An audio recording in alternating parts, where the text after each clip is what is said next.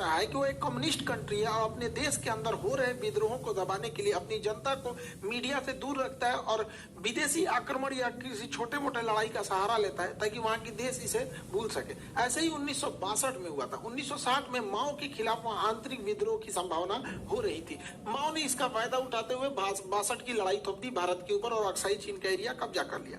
उसी समय इसने ताइवान के इसे क्या नाम है अरुणाचल प्रदेश को अपना दक्षिणी तिब्बत कहता था। ऐसा नेहरू के समय हुआ था। अभी यहाँ पर सी जिनपिंग जो है इसके समय भी बहुत तेजी से विरोध हो रहा है। चाइना में सी जिनपिंग के खिलाफ बहुत तेजी से बगावत हो रही है। इसने भी वही सहारा लिया जनता का ध्यान भटकाने के लिए। इसने भी भारत से लड़ाई थोपने के लिए कई बार अक्सर उत्साह वाले काम किए हैं। अभी हाल में इसने तवांग में घुस गया। अरुणाचल प्रदेश का जगह है तवांग घाटी। तवांग में जहाँ बोमडीला दर्रा भी है तवांग जिला में है, वहां पे चाइनीज सैनिक ऊपर आने लगे भारतीय पोस्ट पर। भारतीय सैनिकों ने डंडा मार के कपार फाड़ दिया सब चाइनीज सबका। एक भी भारतीय को किसी भी तरह की गंभीर चोट नहीं आई है, ना ही कोई भारतीय सैनिक शहीद हुआ है। ये हमारे रक्षा मंत्री का खुद का संसद में दिया हुआ स्टेटमेंट था। और वहीं चाइनीज मीडिया इस पर एकदम चुप है। जब चाइनीज पिटाते हैं सब ना तो एकदम चुप हो जाते हैं। आपको याद होगा जो जून 2020 पिटाया था, 6 महीना बाद बोला था कि हाँ हम लोग पिटा गए।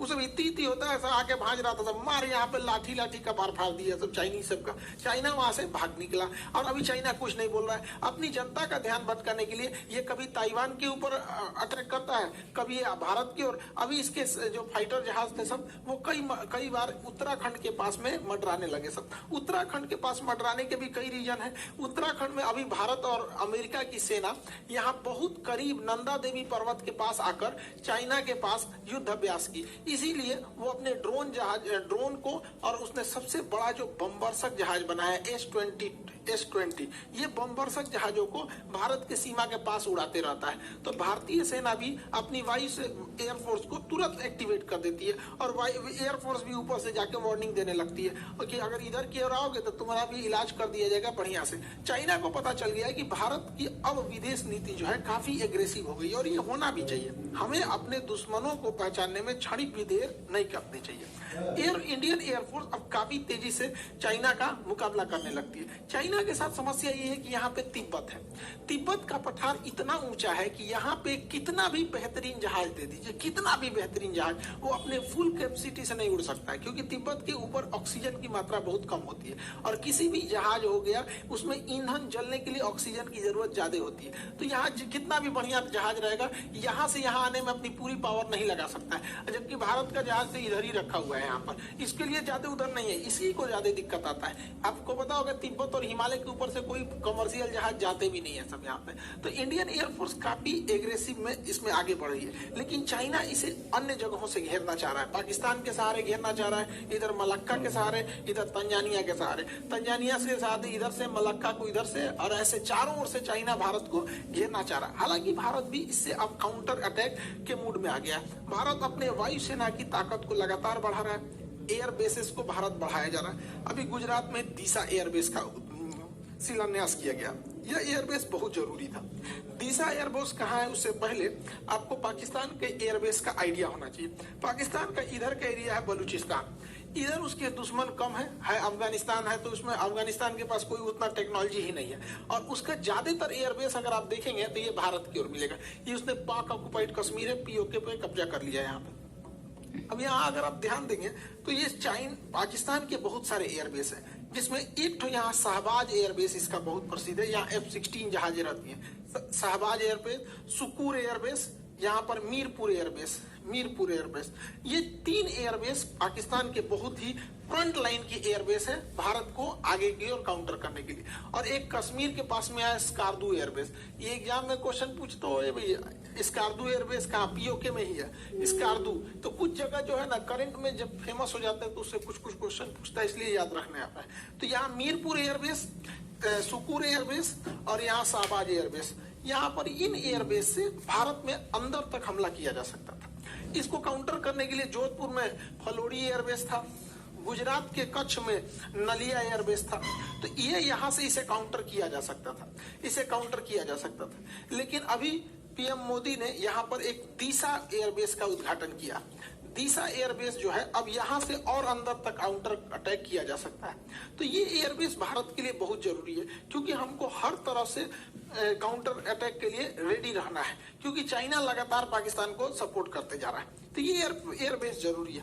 भारत अब अपने जितने भी एयरबेस हैं उसको, उसमें जो जहाजों को रखने के लिए बंकर है उसे अब नए मॉडल से अपग्रेड कर रहा है। उसका नाम है next generation harden aircraft shelter. ये इतने मजबूत होते हैं कि रनवे के बाद जहाज को अगर इसमें ले आ देते हैं तो इसके ऊपर 1000 किलो का भी बम गिरा दिया जाता है ना, इसको कोई असर नहीं होता है। इसकी टेस्टिंग हो चुकी है। देखिए ये जहाज इसी के अंदर था, ये जहाज इसके अंदर था, इसको रख के तोड़ा है सब, ये ऊपर वाला ब्लास्ट हो गया है, जहाज चुपचाप निकल के चला गया। तो ये भारत इसको बहुत तेजी से अपने हर एक एयरबेस में इसको ला रहा है, ताकि जहाज जो है एयरबेस पे भी सेफ रह सके, ताकि युद्ध की स्थिति में काउंटर अटैक किया जा सके।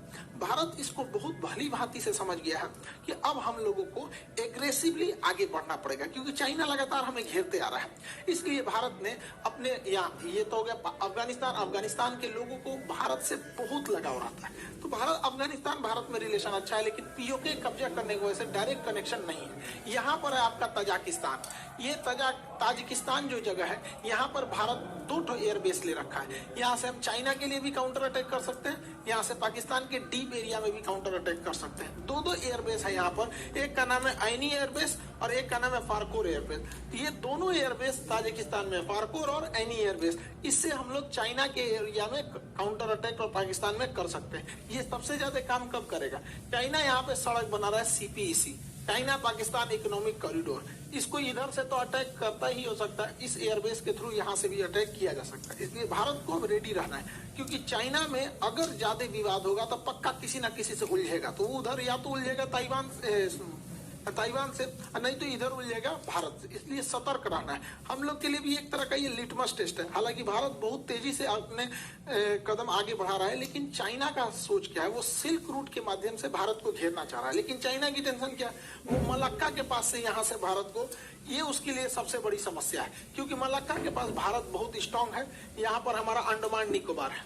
ये अंडमान निकोबार में हमारी तीनों सेना रहती है, थल सेना, वायुसेना, नौसेना। साथ ही यहाँ नीचे में कोकोस आइलैंड है, कोकोस आइलैंड। चाइना यहाँ से या तो मलक्का से होके निकलेगा या तो सुंडा से होके निकलेगा। अगर मलक्का से होके निकलेगा तो अंडमान निकोबार में कुछ आएगा, और अगर सुंडा से होके निकलेगा तो कोकोस में कुछ आएगा। देखिए कोकोस आइलैंड हमारा, कोको अलग है।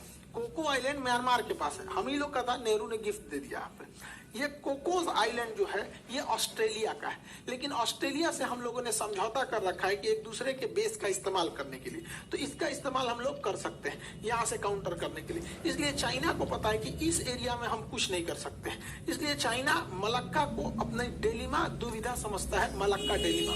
इसलिए वो डायरेक्ट इस एरिया से समुद्र से घूम के नहीं आना चाहता है, वो डायरेक्ट सड़क के माध्यम से अपने सामान को यहाँ लाता है और इस रास्ते से निकल जाता है। यहाँ पे उसने बहुत बड़ी सड़क बना रखी है। इस सड़क के चारों ओर फैक्ट्री, पेट्रोल पंप, हॉस्पिटल, अलग अलग चीजों को खोल रखा है। इसका नाम है CPEC। CPEC को काउंटर करना भी बहुत जरूरी है, जो ग्वादर पोर्ट से जुड़ता है। यहाँ पर CPEC के लिए यहाँ पर हमको एनी एयरबेस और फारखोर एयरबेस यहाँ से काउंटर कर देंगे, और यहाँ ईरान का चाबहार बंदरगाह हम इसे काउंटर करके आइसोलेट कर सकते हैं। इसलिए रेडी रहने के लिए जरूरी है। हालांकि भारत के पास इसके अलावा भी बहुत सारी संभावना है। यहाँ पर चाइना इतना तेजी से एक्सपांड किया कि अफ्रीका का देश है जिबूती में इसने अपना एक सैन्य अड्डा ले लिया। अब जिबूती समुद्र का इतना पतला रास्ता है कि अगर यहाँ स्वेज नहर से कोई भी जहाज यूरोप से आएगी तो उसे जिबूती से जाना ही पड़ेगा, और जिबूती पे उसने एक भाड़े पे सैन्य अड्डा ले लिया यहाँ पे। लेकिन अच्छी बात यह है कि जहां इसने सैन्य अड्डा लिया है वहां से थोड़ी ही दूरी पर फ्रांस का भी सैन्य अड्डा है, और हमारा और फ्रांस का समझौता है कि हम एक दूसरे के सैन्य अड्डे का इस्तेमाल कर सकते हैं। तो यहाँ ये पैसा दे के सैन्य अड्डा ले रहा है, भारत वहां ऐसे ही पहुंच सकता है। इसके अलावा जरूरी है भारत सरकार को कि यहाँ पे यमन में अभी अशांति फैली है। यमन का यह सोकोत्रा आइलैंड भारत के लिए एक वरदान साबित होगा, क्योंकि अगर हमारा सोकोत्रा आइलैंड पर अगर प्रेजेंस बन गया तो यहाँ से हम ग्वादर बंदरगाह को काउंटर कर सकते हैं, यहाँ से हम जिबूती को काउंटर कर सकते हैं, और यहाँ से हमारी सप्लाई लाइन को भी कोई नहीं रोक सकता है। लेकिन अभी यमन के सोकोत्रा आइलैंड पर किसी का ध्यान नहीं किया है। यहाँ पे करना चाहिए, सरकार को आगे बढ़ना चाहिए। चाइना ने इतना ज्यादा मात्रा में लोन दे रखा है अफ्रीकी देशों को कि उन्हें अपने कर्ज के जाल में फंसा लिया, और इस जाल में फंसाया बढ़िया से तंजानिया को। तंजानिया जो है इसका एक जंजीबार द्वीप है जो दुनिया में सबसे ज्यादा लौंग के उत्पादन के लिए प्रसिद्ध है।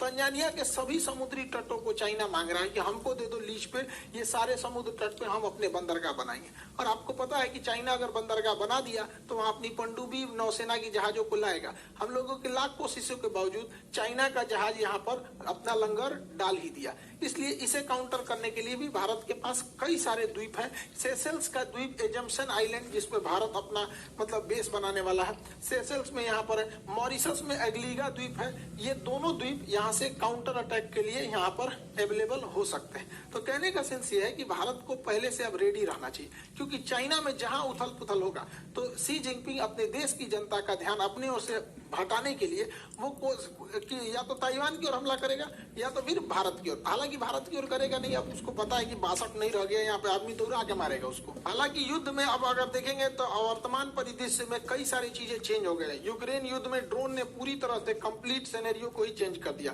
तुर्की जैसा देश ड्रोन के मामले में, ईरान जैसे देश ड्रोन के मामले में बहुत तेजी से आगे बढ़े हैं। तुर्की का कौन सा ड्रोन यूक्रेन में तबाही मचाया, और रूस जैसे शक्तिशाली देश को ईरान से क्यों ड्रोन मंगाने पड़े, इसे भी हम लोग समझेंगे। उससे पहले आप लोग को सूचना भाई, यूपीएससी वाले बैचों के लिए देखिए, बहुत सारे लड़के आप लोगों को हम बताए भी थे यूपीएससी के लिए। जून में ही हम आपको अनाउंस किए थे कि यूपीएससी बैच आएगा जून में। लेकिन यूपीएससी बैच सबसे बेहतर बन सके, इंडिया में वर्ल्ड क्लास के टीचर्स का सिलेक्शन हो सके, इसलिए काफी डिले हो गया था इस मैटर को लेकर। लेकिन अब बहुत अच्छे अच्छे टीचर जुड़ चुके हैं हम लोग के साथ। हिस्ट्री के लिए मणिकांत सर हैं, आपके पॉलिटी के लिए राजेश मिश्रा सर हैं, और भी बहुत सारे टीचर हैं हम लोग के। एक एक करके अब हम लोग सबके बारे में जानते चलेंगे। यहाँ पर यूपीएससी के बैच में जितने लड़के इनरोल नहीं हो पाए थे, अब आप लोग इनरोल हो जाएंगे, ताकि जो लड़के ऑलरेडी एप्लीकेशन में पढ़ रहे हैं वो इनरोल हो चुके हैं। तो यूपीएससी वाले बच्चे आप लोगों के लिए बहुत कम में फी है, 7500 में। ये हो सकता है कि कुछ 8000 के आसपास या फिर इसी में रहेगा, इतना फीस है। सबसे कम फी, एकदम क्वालिटी वाइज सबसे बेहतरीन रखा गया इसको।